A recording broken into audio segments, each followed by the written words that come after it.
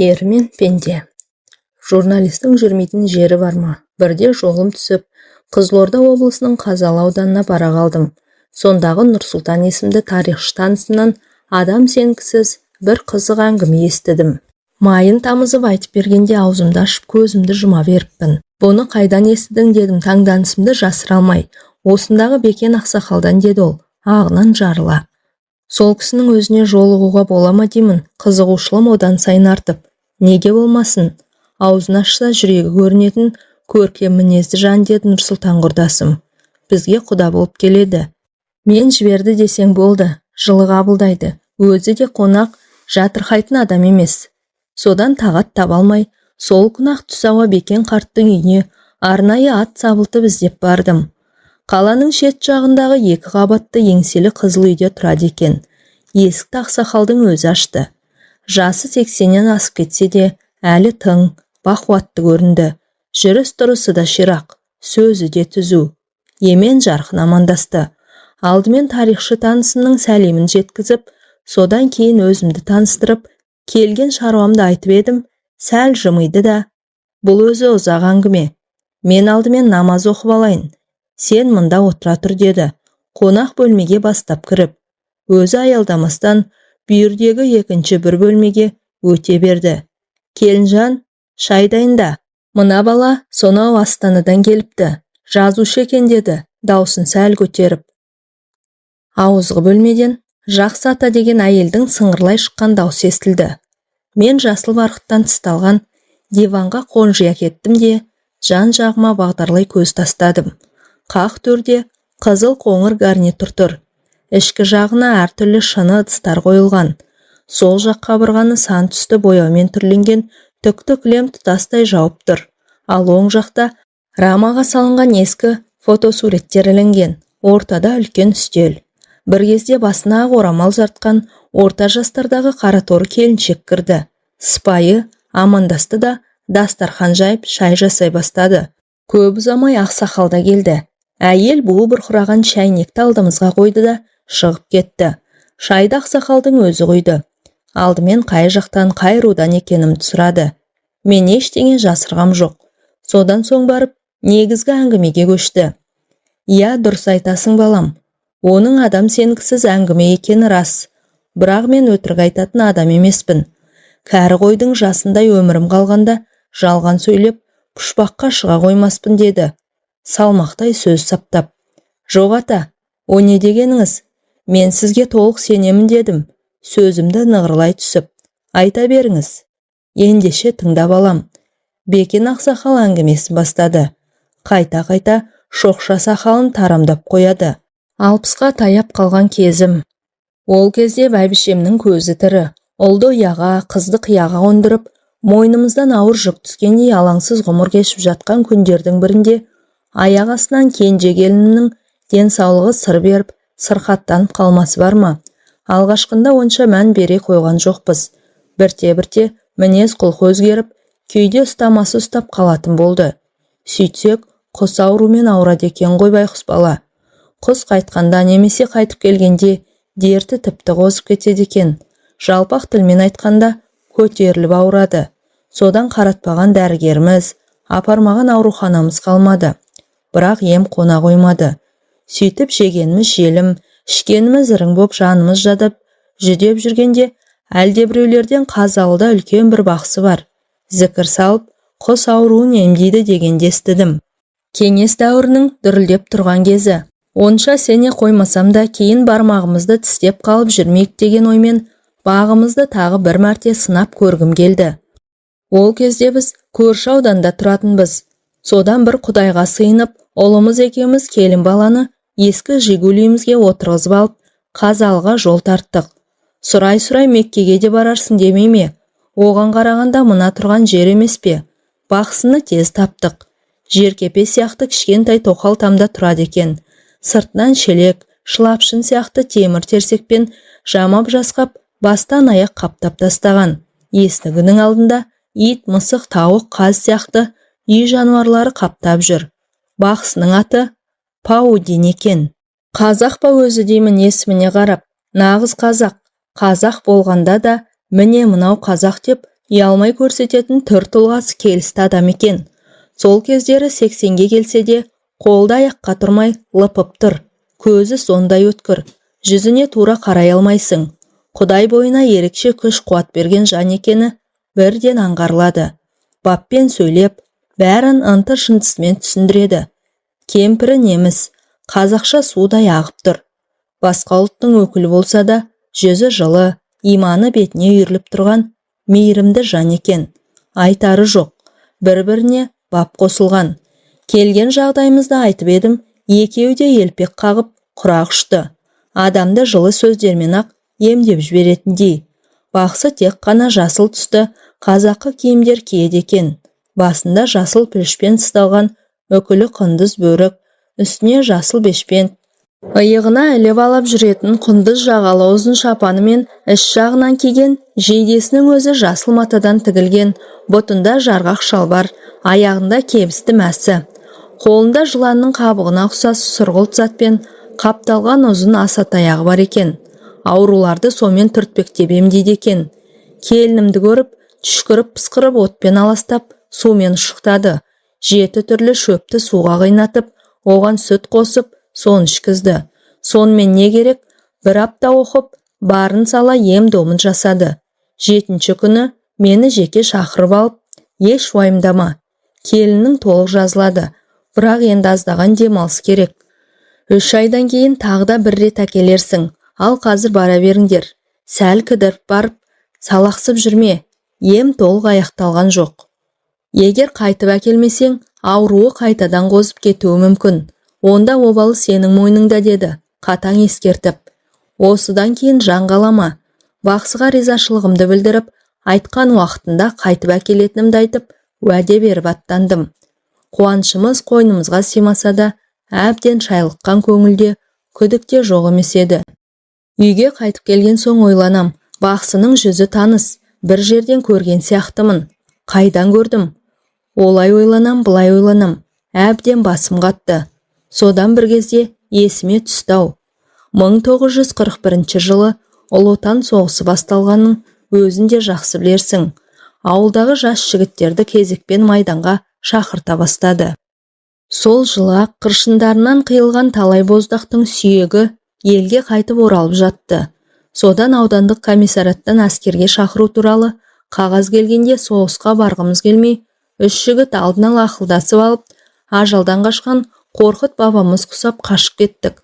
Қазақстан мен Қарақалпақстанның ортасында Қызылқұм құмы жатыр. Осы Қазалы ауданының аумағы ғой. Ол кезде елсіз, құла түз, қу медиен болатын. Сол Қызылқұмның ішінде қашып жүрдік. Сондағы кәсібіміз не дейсің ғой? Қызылқұмның ішінен адамдар ары қарай астық тасиды. Бері қарай әртүрлі зат бұйымдар әкеледі. Соларды торуылдаймыз. Шіркін, жастық не істетпейді. Маңайдағы ауылдарға жақындап келіп, шетте ұшыққан малдарды айдап әкетеміз. Сөйтіп, күн көріп жаттық. Бір керуеннің соңында таман қалып қойған кәрі аттанды ұстап алып мініп жүрдік. Қосымыз бар. Соны түйеге артып аламыз да, ізімізді жасырғансып, әрі-бері көшіп қонып жүреміз. Бір жерде көп тұрақтай алмаймыз. Тым ұзап кетпейміз де. Адамдардың көзіне түсе бермеуге тырысамыз. Қысты күнде де құмның іші онша суық болмайды. Қосымызға от жағып отыра береміз. Қызылқұмда не көп, сексеуіл көп. Аң аулайтынымыз тағы да бар. Енді қайтеміз, өлместің қамы. Осылай қысты өткіздік. Күлімдеп көктем шықты. Бір күні қосымызды үлкен бір құмның етегіне тігіп тастап, шай ішіп отырғанбыз. Көз көрім жерден шұбатыла шыққан түтінді байқап, ананы қараңдар, шамасы біреулер өтіп бара жатыр-ау, дедім жерден жеті қоян тапқандай. Байқастап көрейік, несі бар екен? Қайтейін, тамақтан тарығып жүрген кезіміз. Алдымен аузыма түскен сөз осы болды. Үшеуміз жарыса жүгіріп, жанымыздағы құм төбеге шықтық. Бажайлап көз салып едік, сонандайдан қарауытып жалғыз лашық көрінді. Төбесінен будақтап түтін шығып жатыр. Азырақ ақылдасып алдық та, аяғымызды аңдап басып лашыққа қарай аяңдадық. Сырттай қарағанда ешқандай тіршілік нышаны байқалмайды. Кіріп шыққан адам аяғының ізі де жоқ. Жайлап жөткірініп қойып, жасқаншақтай лашықтың есігін аштық. Ассалаумағалейкум деп ішке кірдік. Төр жақта орта жастағы еңгезерде ер адам малдас құрып отыр, жападан жалғыз. «Уағаликум салам, уа жігіттер, келіңдер, төрге шығыңдар» деп ысырылып бізге орын ұсынды. «Қайдан келе жатырсыңдар?» Қазақша сөйлейді. Томпақ бет қызыл шырайлы адам. Жүзінен нұр төгіліп, көзінен мейірім шуақ шашырайды. Секем алатында ештеңе байқалар емес. «Ой ағасы, біз Қарақалпақстанға бір тығыз шаруамен жолаушылап бара жатыр едік. Лашығыңыздан шыққан түтінді көріп, арнайы бұрылдық дедік. Өтірікті суша сапырып, танысып білісейік дегендей. Әжетке жарайтын бірдеңе болса қағып кетуді ойлап, жан-жағымызға жалтақ-жұлтақ қарап қоямыз. Елеп алар ештеңе жоқ. Тек босаға жақта көнелеу темір шайнек пен үстіне ақ шүберек жабылған ыдыс аяқтар тұр. Сәлден кейін әлгі кісі: «Енді келіп қалған екенсіңдер, бір-екі кесе шай ішіп кетіңдер» деді, қонақ жайлығын танытып. Біздің де күткеніміз де осы сөз еді. Іздегеніміз алдымыздан табылғандай, қуанышымыз қойнымызға симай тұрса да, «Айтқаныңыз болсын ағасы» дедік өзімізше сыпайылық сақтап. Ол босаға жаққа қарап, басқа бір тілде бір түрлі махаммен сарнап қоя берді. Сол-ақ екен, шәйнек өзінен өзі көтеріліп келіп ортада жанып тұрған оттың үстіңгі жағына ілініп тұра қалды. Ақ шүберек ортамызға дастархан болып жайылды. Оның үстіне қойдың басындай қара нан топ ете түсті. Артынша үлкен пышақ жарқ ете қалып, бізге қарай бағытталып келе жатты. Шошып кеттік. Зәреміз зәр түбіне жетті. Екі көзіміз пышақта, тұра қашуға дайындала бастадық. Бірақ абырой болғанда пышақ бізге тақалған жоқ.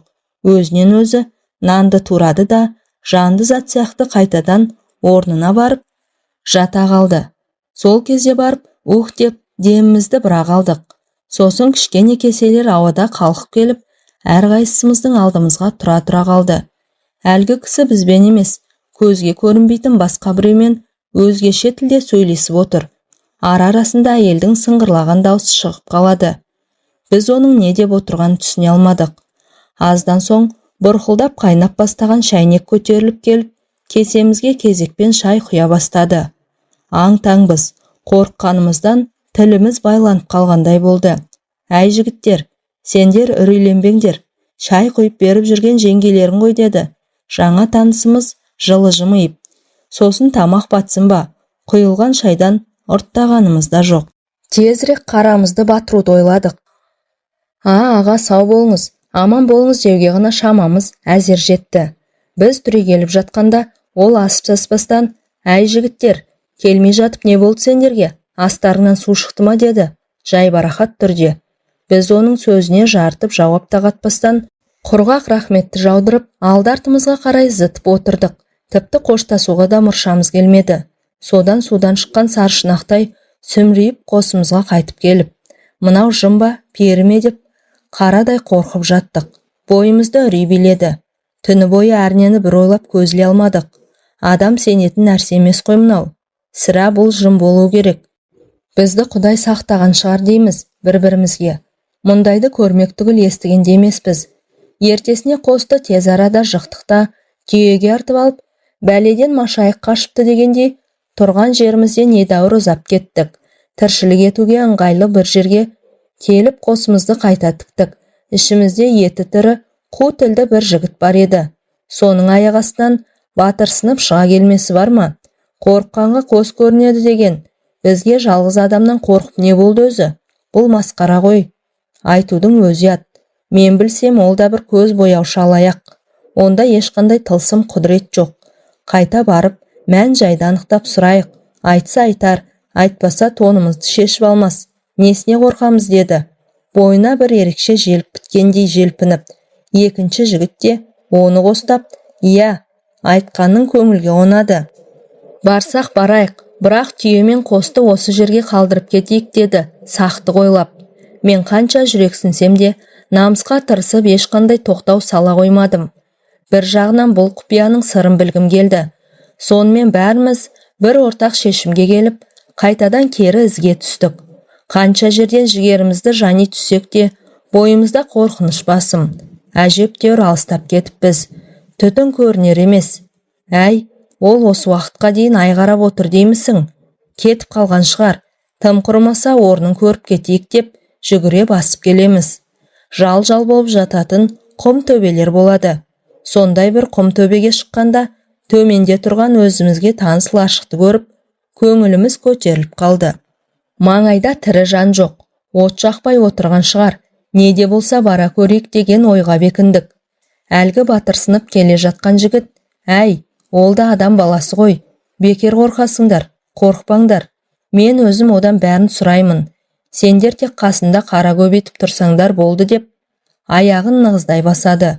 Екеуміз артында салпаңдап келеміз. Содан зулап отырып жетіп бардық. Алдыңғы жақта қасқайып келе жатқан батырымыз лашыққа тақап барды да сәл кідіріп жөткірінді. Ешқандай дыбысы шықпаған соң, ассалаумағалейкум деп есіктен басын сұға берген сол еді, атылған пуржинадай қайтадан кері серпілді.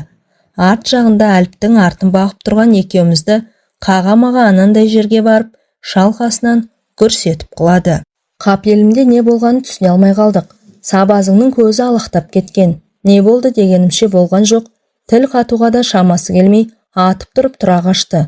Біз де жүгіре жөнелдік. Қос өкпемізді қолымызға алып, алды-артымызға қарамай зытып келеміз. Сізге өтірік, маған шын, әлгі батырдың шашы тікірейіп тұрып кеткен. Әй, тоқтайсайшы деп айқайлап келемін. Құлақ асар түрі жоқ. Мұнша жүйрік болар ма жеткізер емес. Тек анда-санда арт жағына жалтақ-жалтақ қарап, әй, жүгірсеңдерші, жүгіріңдер деп безек қағады. Зәресі ұшып кеткен, түрінен адам шошырлық. Содан қосымызға жақындаған кезде бірақ тоқтады. Алқынып тұрмыз, тер басып кеткен. Ай, бір 7-8 шақырым тоқтамастан жүгірдік-ау деймін. Не болды дейміз ентелей түсіп. Ойбай, сендер сұрамаңдар, мен айтпаймын. Құдай сақтасын деп береді. Әй, не болды айтсайшы дейміз. Екі жақтап, ол арт жаққа жалтақтап қарап қойып, жоқ тезірек қосқа жетіп алайықшы дегеннен басқа ештеңе айтпайды.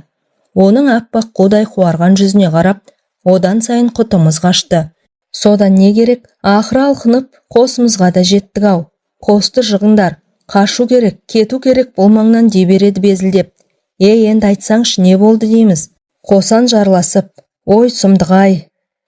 Есікті аша беріп, әнеугінгі кісінің ортада жүрісінен отырғанын көріп қалдым. Оны бастарына ақ сәлде ораған 5-6 шал қоршап алыпты. Есік жақта отырған қаба сақалдысы маған жалт қарады. Шіркіннің жанарыны өткірін-ай, жасындай, жарқ етіп тоғырғандай денемді дір еткізді. Содан көзден ұшқан ұшқынмен бірге бір алапат күш кеуденнен қатты соғып, қалпақтай ұшырды ғой. Құдай сақтасын, бұл жерден аулақ кетейік. Мен бірдеңе білсем, бұлар адам емес, жын шайтандар, ана лашық солардың ұясы болса керек деді, дір-дір етіп. Содан Байекеңе де жан керек, қосымызды түйемізге артып алып тайып тұрдық. Қызылқұмның ішкері жағына соғына кіріп, із жасырғандай болдық. Бірақ жаңағы оқиға күндіз есімізден, түнде түсімізден кетпейді. Қорыққанға көз көрінеді деген, кез келген нәрседен шошынып зәреміз ұшып құртымыз қашады. Бойымызды үрей билеп алды. Жатсақ та, тұрсақ та, сыртымыздан біреулер торуылдап жүргендей болып, күндіз күлкі, түнде ұйқыдан айырылдық. Тіпті желдің уілі мен шегірткенің шырылынан да шошынатын әдет таптық. Сөйтіп Қызылқұмның ішіндегі өміріміз тозаққа айнала бастады. Содан бір күні үшеуміз отырып ақылдастық. Бүйтіп жүре берсек, бәрібір бір күні болмаса бір күні жүрегіміз жарылып, жанымыз жаһанамға кетер. Қашып пысып жүріп, айдалада арам қатқанша, қан майданда ерлік жасап, абыроймен өлейік деп шештік те, сүмірейіп-сүмпейіп ауылға қайтып келдік. Соғыс әлі жүріп жатқан кез. Әке шешеміз болмаса, елде бізді кім емреніп күтіп отыр дейсіз? Әскери адамдар өте суық қарсы алып, соғыстан қаштыңдар деп, айып батальонына айдап жіберді. Айнымас дос болуға серттескен қасымдағы 2 серігім сол айып батальонында жазаларын өтеп жүріп, о дүниеге аттанды. Ақсақалдың даусы дірілдеп, кіреукеленген жанарына жас іркілді. Қалтасынан умаждалған қол орамалын алып, көзін сүртті де, ауыр күрсініп, сөзін қайта жалғады. Ал соғыс біткен соң, маған кешірім жасалды. Сөйтіп туған ауылыма аман есен қайтып оралдым. Елге келгеннен кейін көп ұзамай үйленіп, шаңырақ көтердім. Бала шағалы болдым. Уақыт зымырап өте берді. Шынымен де адамның ғұмыры қамшының сабындай ғана екен ғой. Содан балаларымның бәрі үйлі баранды болды. Өмір ғой, өмірде не болмайды дейсіз. Кенже келімнің сырқатына байланысты Паудин бақсыға барғанымды жоғарыда айттым ғой. Жүзі таныс, бір жерден көрген сияқтымын. Содан ұзақ ойланып, ақыры есіме түсті ғой. Сол баяғы Жапандағы жалғыз лашықтың ішінде отырған кісіге қатты ұқсайды. Кескін келбеті, түр тұлғасы, тіпті даусымен сөйлеу мәнеріне шейін осыдан 40 жыл бұрын көрген жұмбақ адамды көз алдыма айнытпай келеді. Алғаш кезіккенде оның жасы 40-тарда болатын, ал мен келінімді емдетуге апарған кезде 80-ді алқындап қалған шал еді. Сырлы аяқтың сыры кетсе де, сыны кетпейді демекші, кәрілік жеткенмен жеңе алмаған. Сақал шашы ағарып, маңдайы әжімденгенмен, жүзі сол бәз баяғы қызыл шырайлы қалпы. Содан емде тыныш жата алмадым. Қызылқұмдағы лашықта көрген кісі осы болу керек деген ой қайта-қайта мазалай берді. Жазған құлда жазық жоқ. Содан 3 ай уақыт өткен соң келінімді алып тағы да бардым. 1 апта ем домын жасады. Обалы не керек? Барып салып бәйек болып. Кетер күні бақсыға жеке барып, алдымен келінімнің жағдайын ашық айтуын өтіндім. Келінің ауруынан құлан таза айығады. Бірақ енді намазға жығылсын, таза жүрсін деді. Байыппен тіл қатып. Сонда қайтып ауырмайды. Ақсақал, сізден тағы бірдеңе сұрайын деп едім. Қалай қарайсыз дедім, жорта сөйлеп. Ол кезде менің жасым 60-қа таяп қалған. Айта бер, құлағым сенде деді, жылы жымиып. Не сұрайын деп отырғанымды алдын ала біліп отырған сияқты. Мен күмілжіңкіреп, аз-маз кідіріп қалдым да, бойымдағы бар күшімді жиып, 40-шы жылдардың басында соғысқа барудан қашқан 3 жігіт Қызылқұмның ішін біраз шарлап едік. Бірде құпия бір лашыққа тап болып, таң тамаша күйде қалғанбыз. Соның ішінен сізге қатты ұқсайтын бір адамды көріп едік. Қателеспесем, сол сізсіз-ау, оны қайдан кейін көрген жоқпын. Дедім сөзімді нықтай түсіп. Бақсы басын төмен сала, үн-түнсіз отырып қалды да, аздан соң, ой бауырмай, есте сақтау қабілетің сондай күшті екен, қателеспедің деді. Кеудесін кере, ауыр күрсініп. Ол мен едім. Сол бір оқиға әлі күнге дейін ойымнан кетпей жүр. Есіме түссе, күндіз түгіл түнде түсімнен шошып оянам. Егер құпия болмаса, сол бір жұмбақтың шешімін өзіңіз айтып бермейсіз бе дедім. Сынай қарап, ол жерде не істеп жүр едіңіз? Бақсы еш бәлденген жоқ. Сол баяғы сабырлы қалпын сақтап, оның құпия дәнеңесі жоқ. Егер шынымен білгің келсе айтайын, деп кең тыныстап, тамағын кеней, жөткірініп алды да әңгімесін бастады. Әкемді осы Қазалының маңайындағы елдің бәрі біледі. Әрине көзін көргендердің көбі дүниеден өтіп кетті. Ол кісі ерекше қасиеті бар, әулиелік дарған, атақты бақсы болатын. Қара дүкен ұстаған, қызған темірді тілмен жалайтын адам болған. Сол қара дүкеннің ішінде аруақтар болған. Негізгі бақсылар ислам дінін онша мойындамай қоймаған ғой. Солай бола тұрса да, әкемнің қойнында Құран жүретін, алақандай ғана сырты жылтыр кітап. Кезінде Самарқаннан алдырғам деп айтып отыратын. Бұл Құран қамқоршым, қорғаншым деп ешқашан жаныңнан тастамаймын. Тек дүниеден өтерінің алдында ғана мені шақырып алып, балам, елде көптеген өзгерістер болып жатыр. Тілімді алсаң менің жолымды қумай-ақ қой. Бағың байланады. Кеңес өкіметі бақсы балгерлікті қолдай қоймайды. Бірақ есіңде болсын, мен о дүниеге аттанғаннан кейін менің жанымда жүрген жын-перілердің барлығы сені жағалайды. Саған көшеді, саған келеді. Сені перілер өздерінің әлеміне көтеріп алып кетуі мүмкін. Сондықтан мына Құран кітапты жаныңнан тастама. Әркез қойныңда жүрсін. Егер бұдан айырылсаң, жер бетіндегі татар талқаның таусылады. Осыны жадыңнан шығарма деп, Құран кітабын қолыма ұстатып кетті. Мен мәселенің мәнісін толық түсіне қоймасам да, әйтеуір оны жоғалтып алсам, бір жамандықтың боларын сезіп, жарайды әке, айтқаныңызды бұлжытпай орындаймын деп, қойныма сүңгітіп жібердім. Содан кейін көп ұзамай, әкем о дүниеге аттанды.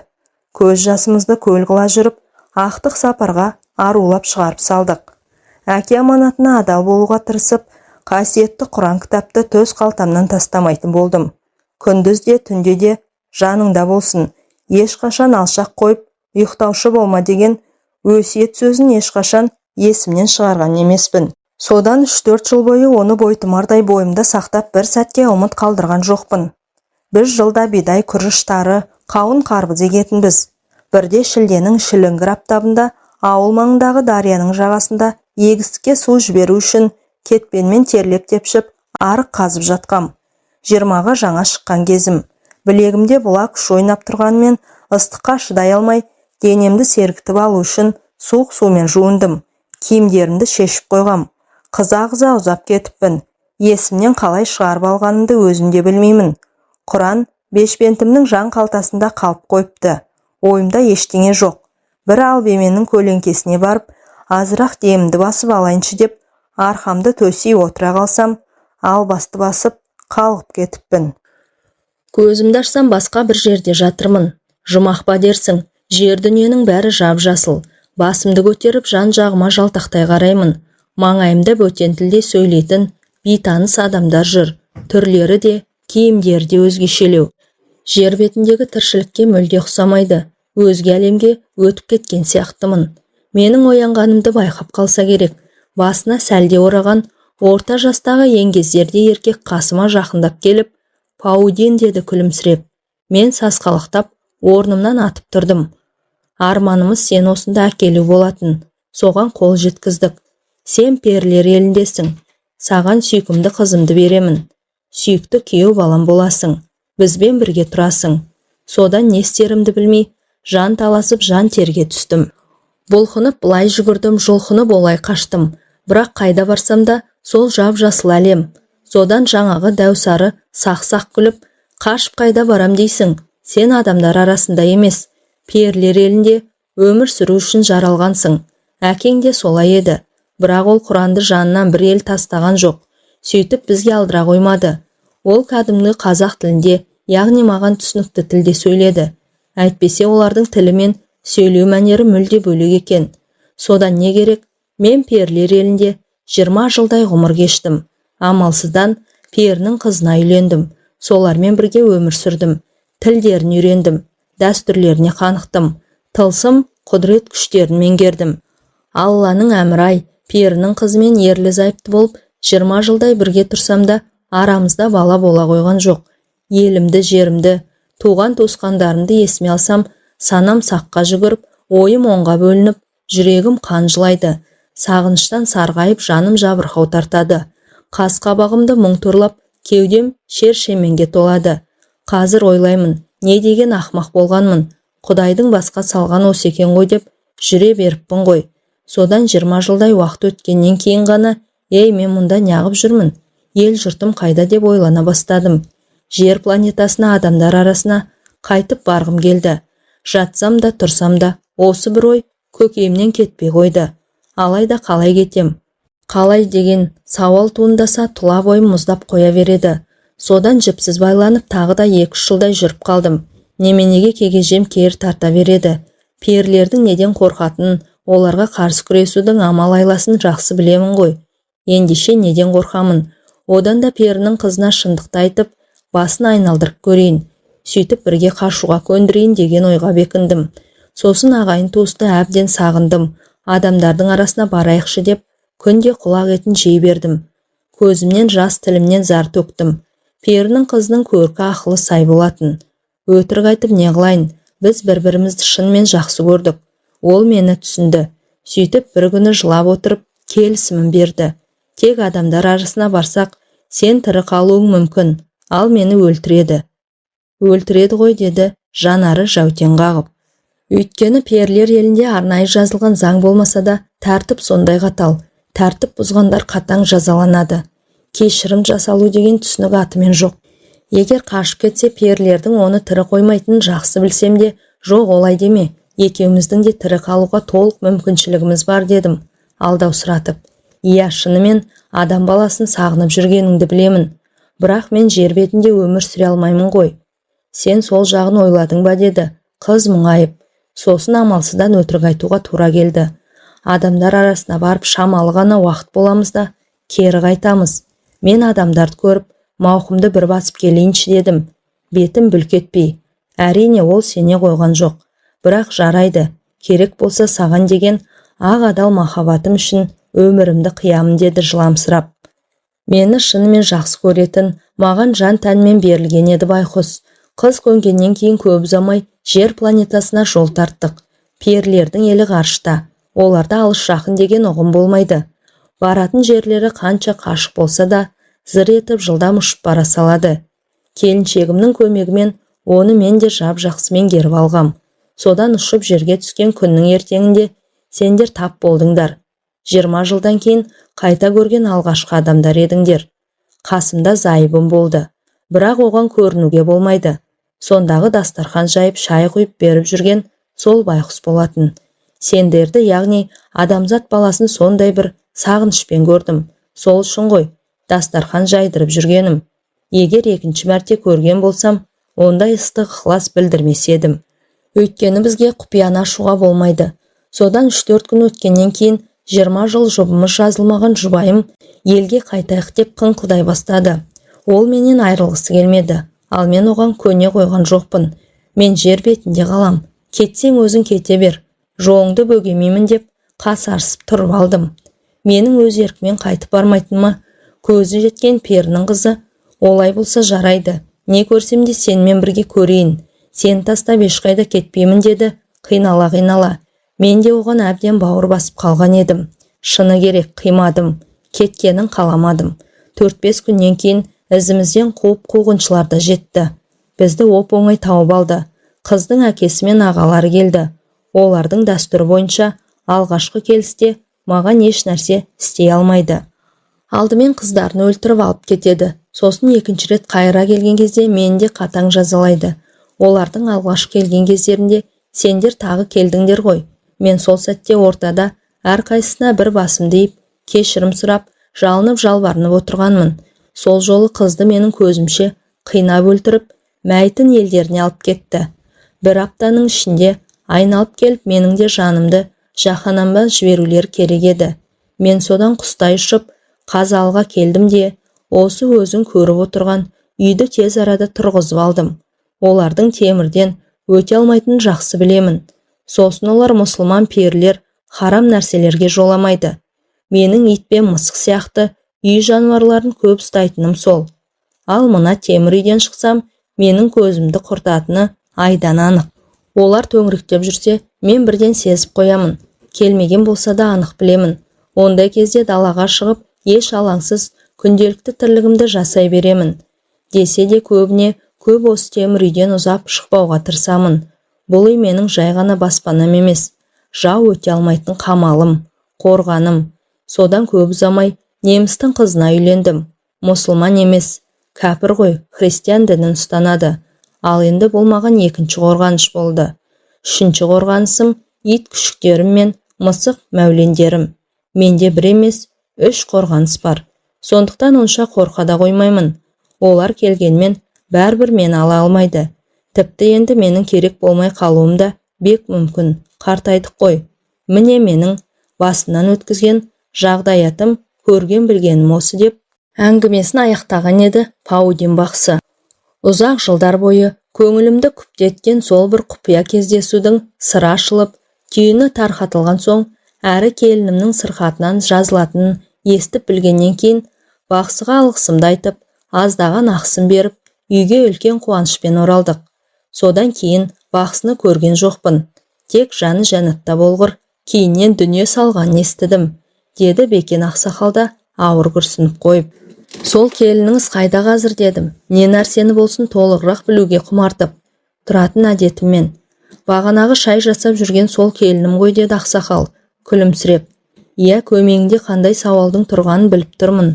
Содан кейін келінім шынымен ауруынан құлан таза айықты. Құдайдың бұнысына да шүкір. Ең тәуір келінім де осы. Жаққаннан кейін қолында тұрып жатырмын, өзімді сыйлайды. Аталап құрақ ұшып тұрады. Бізге одан артық не керек қарағым, дейді жайдарлана.